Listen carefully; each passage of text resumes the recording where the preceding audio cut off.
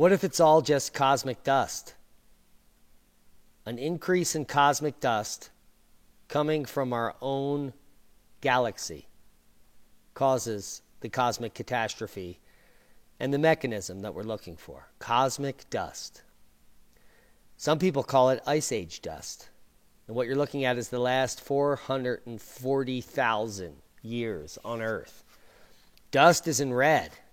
Temperature is in blue. And the current is on the left side here. And each time we build dust, there is a big rise in temperature. Dust builds, big rise. Dust builds, huge rise. Dust, rise, dust, current interglacial.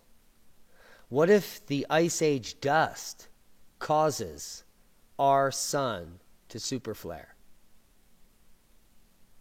What if the dust itself causes our sun to go in grand minima and shut down? Well, first, let's understand how much dust falls on Earth each year. We don't care if it affects our planet's gravity currently. But if you do, read the article. Now, the dust falls, well, quite rapidly. And be glad you don't have to dust in space, according to NASA. Throw open the windows and break out the feather duster because spring is here, well, summer, and it's time to do a little cleaning. Fortunately, no one has to tidy up dust in space because there's a lot of it. Around 100 tons rain down on Earth alone every day. And there's even more swirling around the solar system, our Milky Way, and other galaxies. And during ice ages, the dust increases up to 500-fold. Now, many paleoclimatologists want you to believe that when there are glaciers on Earth, there's a lot more dust in the air. But they're wrong.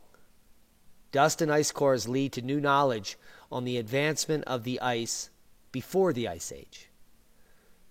Now, back in 2019, at the end of the year, the University of Copenhagen put out this paper, and they were working with the Ice Core Recap, drilled close to the coast of East Greenland.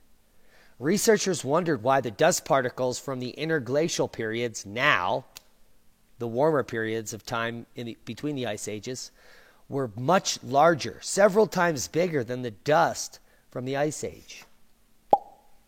Well, that's because it's cosmic dust and not terrestrial dust.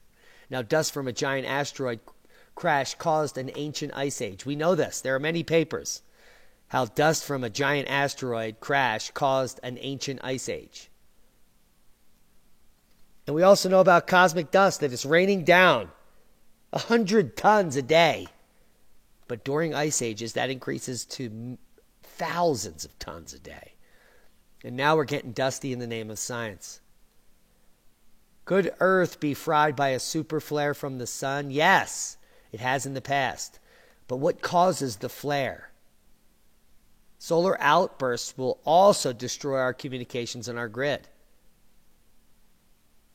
Now, nova and supernova, now some have coined the term micronova, but that's nothing more than a super flare. But these nova and supernova are not what science thinks. Their explanation is completely cockamamie and super specific.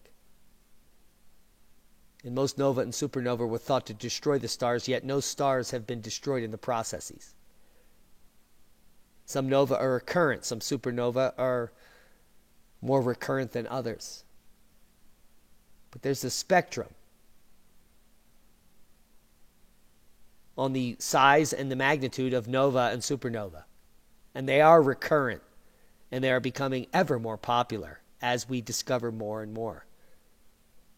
And everyone, including myself, has been searching for an ice age mechanism, in my case since the 1980s, when global warming was king and all funding was cut off to catastrophists like myself. But it's coming ever clearer to myself that the ice age dust, the microdust, so when the dust gets high here, it becomes really tiny, and during the interglacials down here, it's much bigger, that these spikes are cosmic dust. And the cosmic dust Well, it cools our sun. It covers the sun. It's not only hitting Earth, it's hitting our sun. And in case you didn't know, the sun is much larger than our Earth. So it accumulates trillions of tons of dust a day during these events. And eventually it crusts over and it's boom time.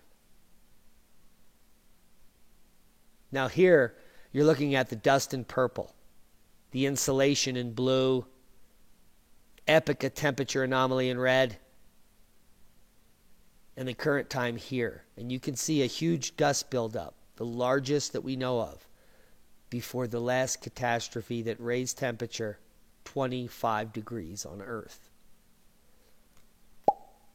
The dust down here coincides with the uptick, which was almost immediate. And this dust buildup coincides with an immediate uptick 150,000 years ago. And this dust, again, another uptick in temp. Dust, an uptick in temp. Massive amounts of cosmic dust, another solar outburst.